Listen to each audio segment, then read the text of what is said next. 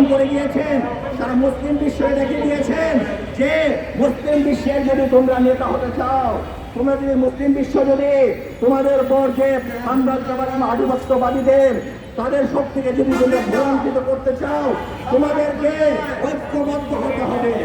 তোমাদেরকে এমনভাবে উঠে দাঁড়াতে হবে পাশ্চাত্যকে পরাস্ত করতে পারো। মুসলমান বিশ্বের কাছে আজ বিশ্বের 40% খনিজ সম্পদ রয়েছে, কিন্তু তারা এই খনিজ সম্পদ থাকা সত্ত্বেও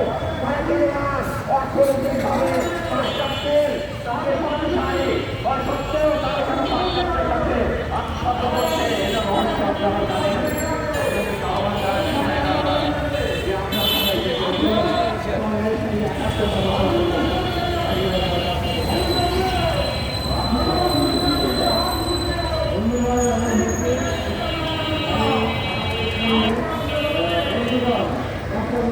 আপনি একটা কবিতা পাঠ করতেন ওইখানে ওইখানে